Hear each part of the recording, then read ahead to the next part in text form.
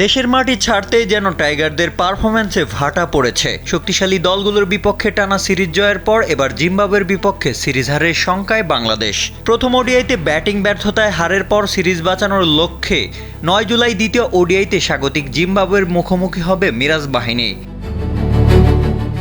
প্রথম ম্যাচ হেরে ইতিমধ্যেই পিছিয়ে পড়েছে টাইগার শিবির। পরিসংখ্যানে বাংলাদেশ এগিয়ে থাকলেও শেষ টেস্ট ও প্রথম ওডিআই ম্যাচ হেরে আত্মবিশ্বাসের দিক দিয়ে পিছিয়ে আছে তারা। ওডিআইতে দুই দলের 82 বারের দেখায় 31 জয় নিয়ে অল্প অল্প করে এগোচ্ছে জিম্বাবুয়ে। এমনকি ওডিআইতে শেষ 3 বারের দেখায় 2টি ম্যাচই হেরেছে মিরাজ বাহিনী। তাই বলাই যায় জিম্বাবুয়ে দল এখন দারুণ ছন্দে রয়েছে।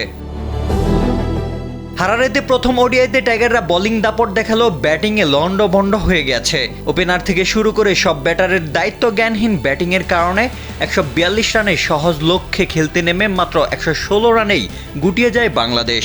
জিম্বাবুয়ের বোলারদের সুইং আর হারারের পিচের টার্নিংয়ে মূলত টাইগার ব্যাটিং লাইনআপে ধস নামে। শুধু তাই নয়, অধিনায়ক মিরাজের অফর্ম দুশ্চিন্তা আরও বাড়িয়ে দিয়েছে।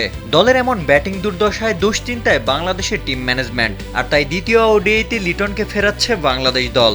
এখন এক কঠিন চ্যালেঞ্জের সামনে বাংলাদেশ, যেখানে সিরিজ বাঁচাতে হলে জয় ছাড়া অন্য কোনো বিকল্প অপশন নেই। সবশেষে দাপটে জয় দিয়ে সিরিজের সমতায় ফিরতে পারবে কি বাংলাদেশ? রৌশন মনির, কালবেলা।